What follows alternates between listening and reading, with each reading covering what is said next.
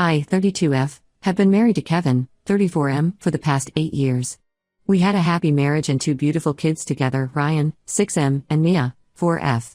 This whole drama started when my brother Sam, 29M, announced that he was getting married to his girlfriend of 2 years, Rachel, 27F.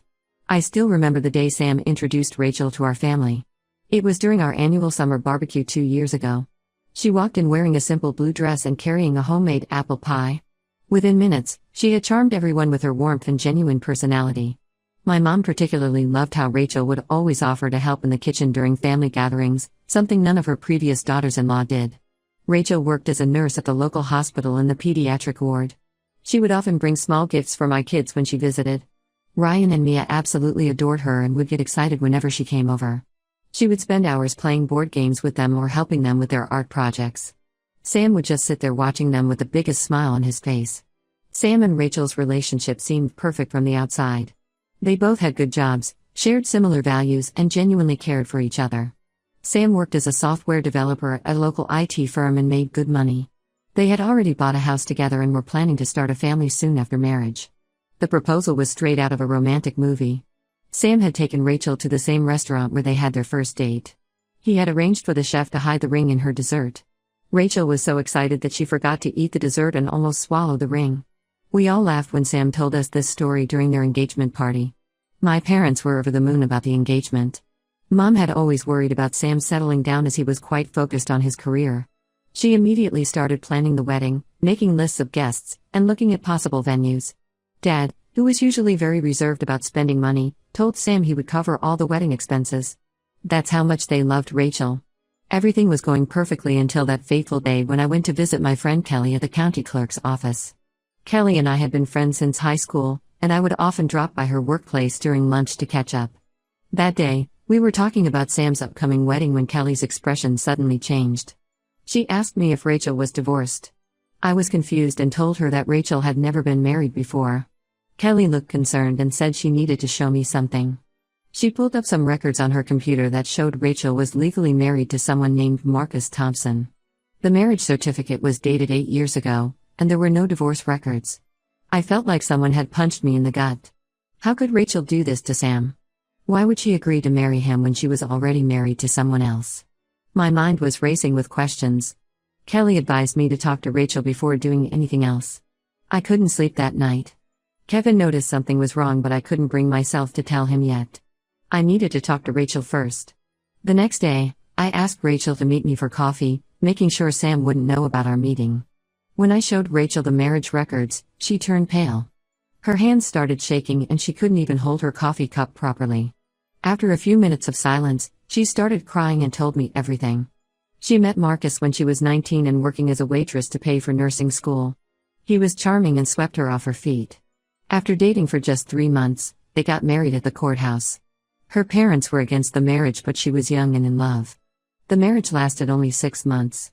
Rachel discovered that Marcus was cheating on her with multiple women. When she confronted him, he packed his bags and disappeared. She tried to find him to serve him divorce papers, but he had vanished completely. He had apparently given her a fake social security number, and his family claimed they didn't know where he was. Rachel was devastated but eventually picked herself up and focused on finishing nursing school. As years passed, she convinced herself that since Marcus had disappeared and they were separated, it didn't matter that they were still legally married. When she met Sam, she fell truly in love for the first time since Marcus. She couldn't bring herself to tell him about her past marriage, fearing she would lose him. She begged me not to tell Sam, tears streaming down her face. She said she had hired a private investigator to find Marcus and was planning to get divorced before marrying Sam. She just needed more time. I felt terrible for her, but I knew this wasn't right. She was planning to commit bigamy, which was not only morally wrong but also illegal. I gave her 2 weeks to tell Sam herself. She promised she would but kept making excuses. Meanwhile, the wedding preparations were in full swing. My parents had already paid deposits for the venue and the caterers. Mom was busy finalizing the guest list and Dad was looking into hiring the band Rachel wanted. 2 weeks passed and Rachel still hadn't told Sam anything. I couldn't let this go on any longer. I knew I would feel guilty for the rest of my life if I let Sam marry someone who was already married. So I told him everything. Sam didn't believe me at first. He thought I was joking or maybe confused. But when I showed him the marriage records Kelly had given me, his face fell. He confronted Rachel that same night. She tried to minimize the whole thing, saying it was just a stupid mistake from her past and that Marcus meant nothing to her. But Sam was more hurt by her lying than her being married. He said he couldn't trust someone who could keep such a huge secret from him for 2 years. He called off the wedding immediately. My parents were initially angry at me for ruining Sam's relationship. Mom had already sent out some of the wedding invitations and Dad had paid non-refundable deposits. But when they understood the gravity of the situation, they agreed I did the right thing. Rachel's family was furious with me. Her sister Sarah started spreading rumors in our social circle about how I was jealous of Rachel because she was younger and prettier than me. She said I couldn't stand to see Sam happy and wanted to destroy Rachel's life.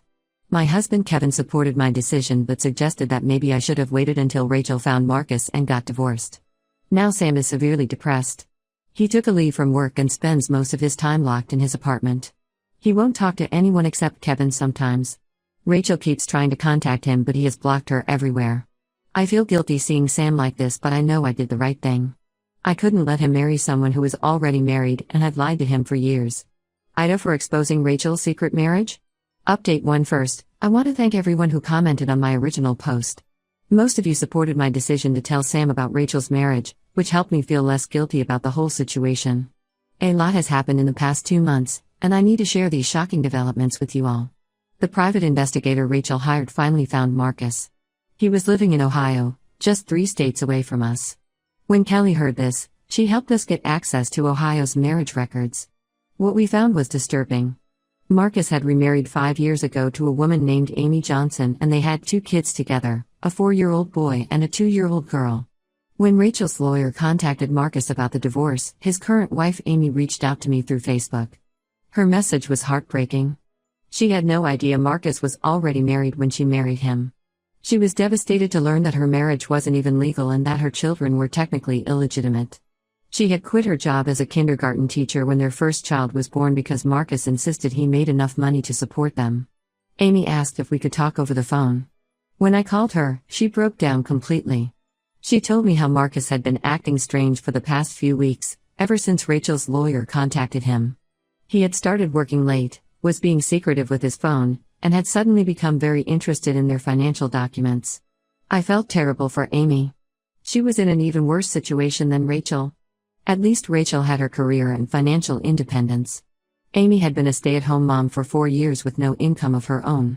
She asked me if I could help her get in touch with Rachel's lawyer, which I did. But before Amy could take any legal action, Marcus pulled his disappearing act again. He cleaned out their joint bank account, leaving Amy with just $243 to her name. He took their car and left her stranded with 2 young children. Amy had to call her parents, who lived 6 hours away, to come pick them up. She and the kids are now living with her parents while they figure out what to do next. The police are looking for Marcus but haven't had any luck finding him.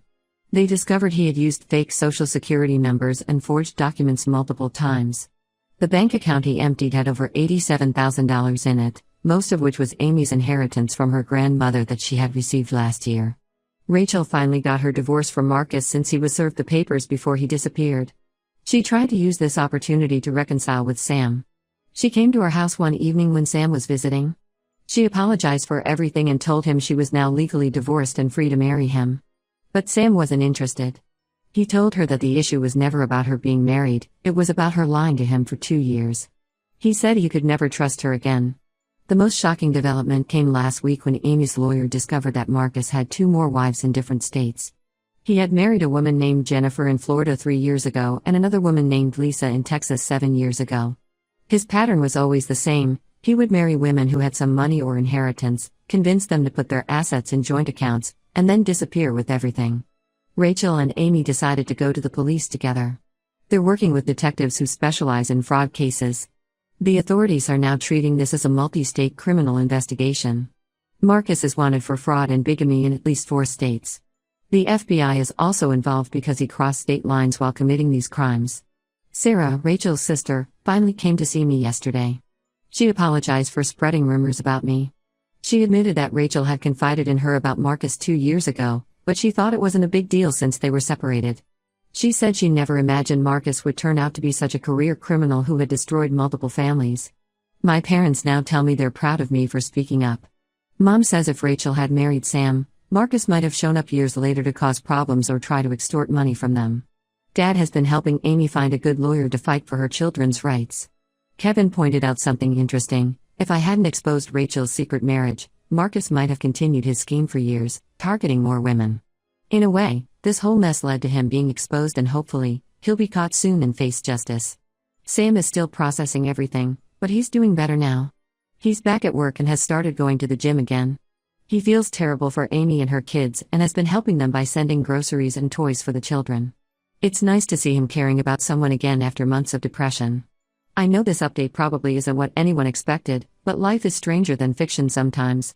I'll keep you all posted if there are any more developments in catching Marcus or helping his victims get justice. Anyone know if the children's birth certificates will be affected by their parents' marriage being invalid? Amy is worried about this and I'd appreciate any legal advice. Update 2: the past few months have been a roller coaster. Marcus was finally arrested in Florida last week. He was living with a wealthy widow and was actually planning to marry her next month. The FBI found him through his Instagram account where he was posting photos of expensive restaurants and yacht parties. Turns out his downfall was his love for showing off his lavish lifestyle. When the police arrested him, they found multiple fake IDs, forged documents, and credit cards in different names. They also discovered that he had stolen over $400,000 from various women over the years. The widow he was living with had already given him access to her investment accounts.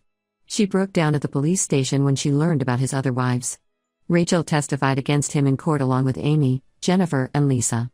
It was the first time all of Marcus's wives were in the same room. The prosecutor is pushing for the maximum sentence since Marcus showed no remorse. He actually had the audacity to smirk when Rachel was giving her testimony. But the biggest surprise wasn't Marcus's arrest. It was what happened between Sam and Amy. When Amy came to town for Marcus's trial, she stayed at our parents' house with her kids. Sam offered to help her with childcare during the trial days since she couldn't afford a babysitter. At first, I thought Sam was just being nice because he felt bad for Amy's situation. But soon I noticed how he would light up whenever Amy was around.